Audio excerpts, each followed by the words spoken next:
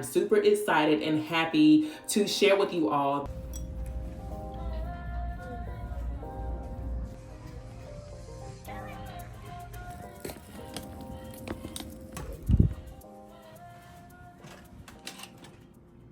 Hey y'all, what's up? Welcome back to my channel. My name is Amelia Danielle. If you are new here, welcome. And if you are a returning subscriber, thank you so much for coming back and rocking with me. As always, your support means so much. And so I have some exciting news that I want to share. I don't know if this video is going to be long, but hopefully it inspires and motivates some of you all, because a lot of the times we tend to blame others and not take accountability for some things that we may be able to control. And so I hope you take away something from this video. I'm not trying to say that this may pertain to you, but I'm just so excited to share with y'all the journey that I have been on based off of what this video will be about. And so I want to talk to y'all and let y'all know that I am super excited and happy to share with you all that I have a hard slot ATARS reservation to go to Airborne School, right? On the weekends, if you are stationed at Fort Benning and you want to go grab something to eat, or if you want to meet me at the shopette or something like that, or if you just want some one-on-one mentorship in regards to how to progress, how to go warrant,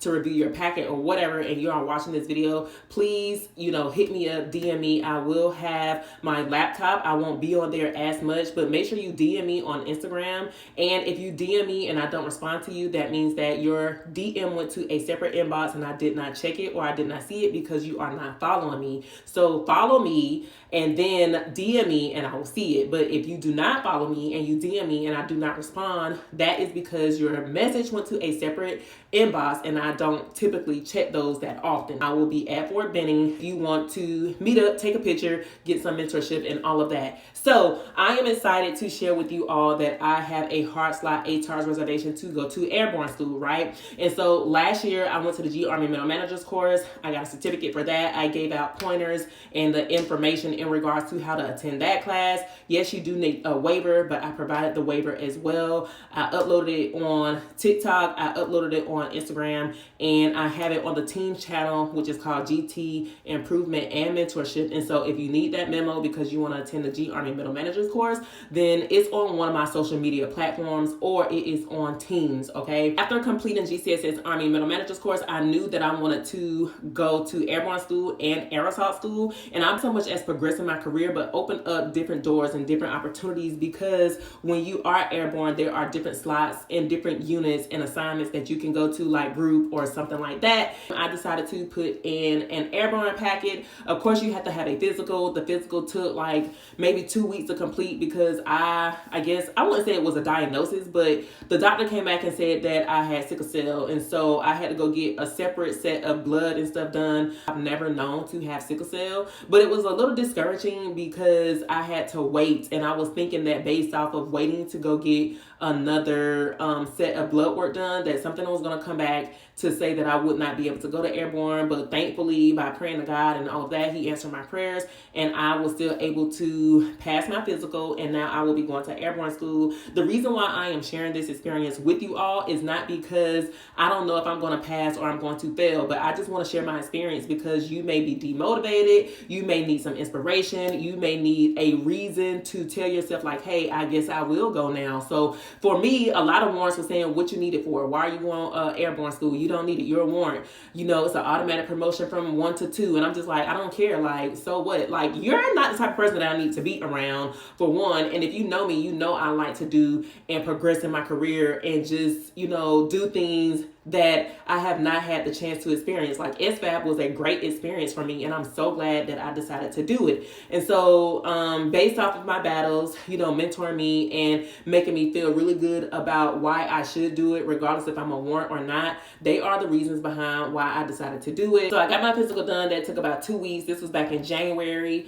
And then I completed my actual school packet through my school's NCO. I had to give my physical to my first sergeant. They sent my packet up to G3 in schools And then I basically had to play the waiting game. Every month I was asking, I was checking, I was, trying to follow up, because a lot of the time soldiers will say, well, I put in a packet for this, but I haven't heard anything. Or I'm trying to go to school for this, but ain't nobody telling me nothing. The Army said we don't have any money, but I'm seeing that all these other people are going to schools, boom, boom, boom, right? So January to June, I asked about my packet every month. I sent multiple emails. I talked to my leadership and my command team, because this is something that I want to do. And so a lot of the times when you don't follow up, of course somebody's going to forget about you. I know when documents make it to my email, if I don't process the transaction, then it's not that I don't want to do it. It's just, it got lost in the traffic of emails. And I tend to deal with a lot of things in regards to like looking at warrant packets, whatever it is. And so when it pertains to your packet, based off of what school you want to go to, you have to follow up. You cannot blame nobody else for why you are not going to a school, or where you are not where you want to be as far as career wise, PT, your GT score, all of that. Okay, so please, again, don't blame someone else. And granted, it did take me 6 months. I still followed up. I followed up, and I am leaving tomorrow. It's an 8-hour drive for me. I'm not going to say that I will be giving y'all vlogs or being on, Instagram stories and stuff like that. I don't know. I really don't, because a lot of times people get irritated with you being a leader and posting things on social media. But I will try to give y'all feedback. If not while I'm there, then when I get back, what to expect and what to look forward to when you do arrive. Now, I did go get my nails taken off today, and so I just basically got a manicure and a polish. I also went to go pick up 2 new patrol caps. Not saying that you need to get 2 new patrol caps, but the patrol caps that I had looked a little faded, and so both of these patrol caps with my rank sewn on, my name tape sewn on the back, were $40. And I went to go get a new pack of black PT socks. But as far as like personal hygiene things and like my uniform and my PT shorts and shirt and my uniform, like my boots, my PT shoes, I'm good to go. I'm not going out to buy nothing extra. And that is pretty much it. So do not go out here and be purchasing and buying all of these things for Airborne School, because you will not need it. You're basically going to be wasting money. And then 2, it's not like the Army or the military will be paying you back a whole lot of money when you go down there, because you'll be eating at a DFAT, you'll be sleeping in the barracks, and you'll get per diem for like gas if you drive your own POV. But there is transportation provided, such as a bus. I'm not riding the bus. I'm taking my own vehicle, because on the weekends you are free to come and go. And then also I asked my unit, could I get a rental? They said no. So I'm like, whatever, I'll just drive my own POV. And I think that's pretty much it when it pertains to me going to Airborne School. Like, the packing list is so simple. I got told from a battle to take my own ACH, but then someone who just graduated like maybe a week ago told me that even if you take your own ACH, you will not be able to use it. You have to use what they have. So I'm not going to pack that.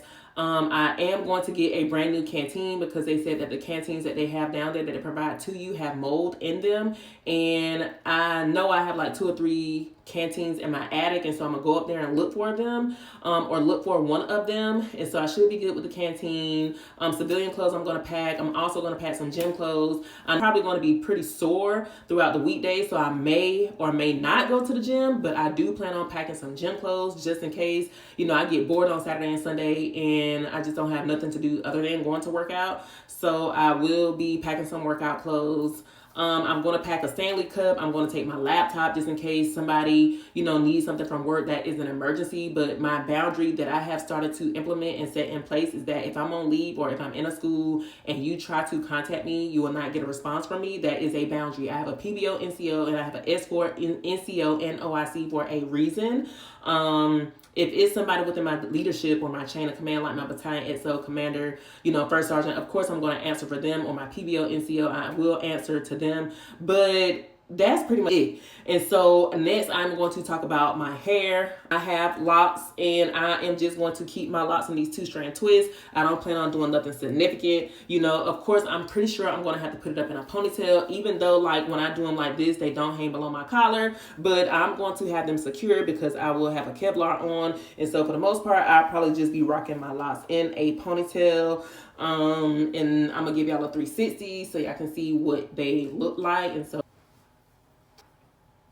Will be packing my makeup for the weekends in case I decide to go to the movies or go to the mall or go shopping or something like that. Won't be a whole lot of extra stuff because I just don't feel like being bothered with it and then coming back and unpacking. And so I'm gonna keep it down to a minimum, but I am going to Airborne School and I just want to let y'all know my experience. And so if you are getting told that you can't go to school, then you have to keep trying. You have to keep following up. You have to, tell the leadership why this is important to you. Tell the leadership why you feel like you need it. Even when I got asked, hey, Chief, why you want to go to Airborne School? You're a warrant officer. Like, what's the big deal? Like, you don't need to jump. And I said, because I want to. I want to go to a special unit like group or USASOC or JSOC or whatever. I just want to have options. I want to get promoted below the zone when I get looked at for CW3. So if people are asking you why you want to go to Airborne School and why you wait so late because you're a staff sergeant or you're a sergeant first class or you're a first sergeant or you're a warrant officer, give them your reasons. Give them your reasons why and follow up, because if you are just looking like, oh, I just want to go just, because I want to go. And then too, don't have the mindset of when you get there, you're going to fail, or don't waste the Army's money if you know you're going to go there and you may possibly fail. Now, I was told that they don't do ACFTs anymore, so you don't have to worry about taking an ACFT.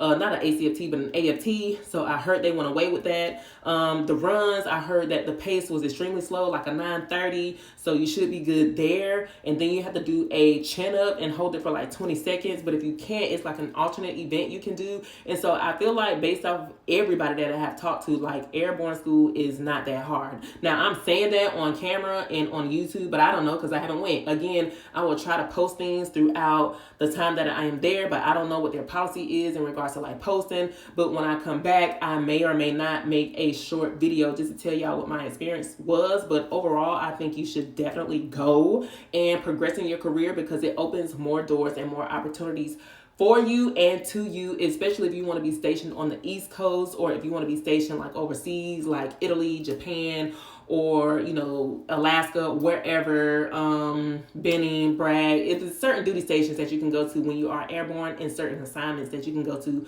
when you are airborne. And it would possibly help out as far as like your promotion. Like I said, I want to get looked at below the zone as a CW3 when it gets time for me to get looked at for CW3. But I'm going to stop rambling on. Make sure the kitchen is clean. I already cleaned the shower, so that's good. I want to make sure the refrigerator is clean. Like for the most part, my house stay clean, my kitchen stay clean, but any old food and stuff I want to get rid of. I already cleaned my bathroom and my shower, so that's good to go. Phoenix clothes, I'm gonna make sure all of his clothes is washed, folded up, and his closet is organized, because Phoenix closet, like, I don't know what be going on, but it be back to the way it usually looks within like 2 or 3 days, and I just don't understand because his clothes are ironed, folded up, put up, and he just, I don't know. I think it's just like a boy thing. And so if y'all want to watch me pack a few items, or if y'all want to watch me, clean my house and show y'all what it looked like on the back end, then keep watching. I hope y'all subscribe. I hope y'all like what y'all see. And thank y'all so much for giving me the motivation and inspiration to continue, because even though I do this for myself, I also do it so I can tell y'all the experience and how it was, and just encourage y'all to do what it is that you need to do to progress in your career. And so without further ado, because I am rambling on at this point, we'll go ahead and get started with packing and cleaning.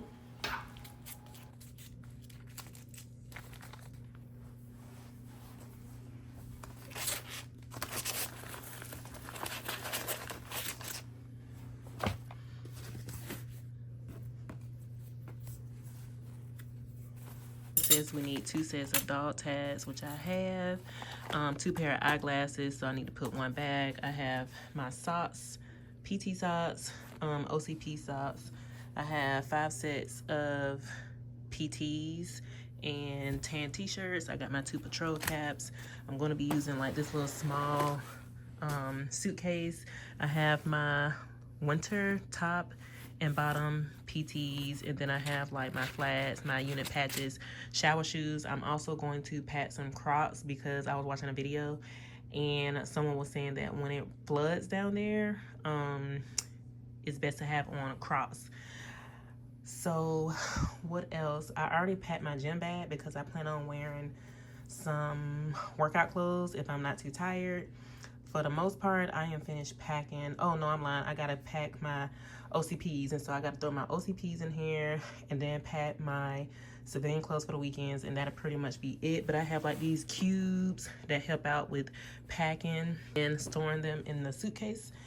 And that's pretty much it. It only really took me a whole hour to pack, and so pretty simple, pretty basic. I'm not overpacking anything extra. And then I'm going to use like my gym bag to pack my PT shoes and an extra pair of shoes and some civilian clothes. And so that's pretty much it as far as like packing. The packing list is not that intense. It's really, really simple and basic. And there's some optional items on there. I do need to pack some washcloths and towels, toothpaste, like I said, my personal hygiene things. And yeah, it's pretty simple and basic. If you go to the website, the packing list is really OCPs, PTs, and anything extra that you want to take. So yeah.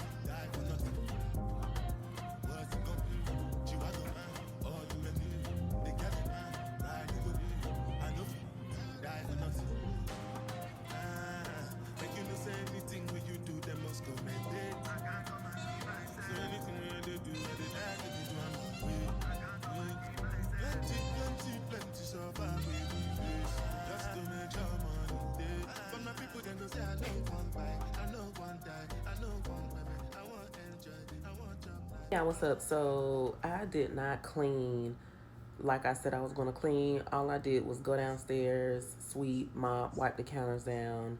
I vacuumed all the rooms, and I started loading my bags and stuff up the next morning to leave. And I got on the road around 7, and I made it here around 3 because I wanted to drop Phoenix off one last time. So I dropped him off. The only time I needed to stop was to use the bathroom to get gas, and I grabbed me something from Chick-fil-A. And so I made it down here around 1500. When I say exhausted, like I wasn't exhausted from just doing a whole lot of things. I was exhausted from driving, right? So we had a formation. We basically in process. They went over everything with us. Today is Saturday, and so we had a formation today. We have one for tomorrow as far as like accountability that we have to be in OCPs for. I don't plan on doing nothing. Like I thought I was gonna go to the gym today, but I'm still exhausted from like the drive and then bringing all of my bags and stuff up, trying to unpack, cleaning the hotel a little bit, basically like wiping down the remote with Lysol and Clorox wipes, the counters. I sprayed Lysol all over. I said I was gonna go downstairs and ask for a broom and like maybe a vacuum, because I just want to be able to clean myself. I did not unpack no clothes. I still have everything in my cubes, but I am going to wipe down all of the drawers and dressers and stuff like that before I do decide to unpack anything. But like today, I'm just pretty much chilling, relaxing. Tomorrow, I'm gonna close out some emails and turn on my out of office reply. But in the beginning I said I was going to be doing some things. I really didn't get a chance to do too much of any of them. So that's pretty much it. I hope y'all like this video. Check out my next one because like I said, I will be giving y'all an update on what to expect. It may not be until I finish graduating the course because I don't know what their social media policy is, or you know what I'm saying? So y'all just, hang in there with me. Thanks for supporting me. Don't forget to subscribe, and I hope y'all like what y'all see.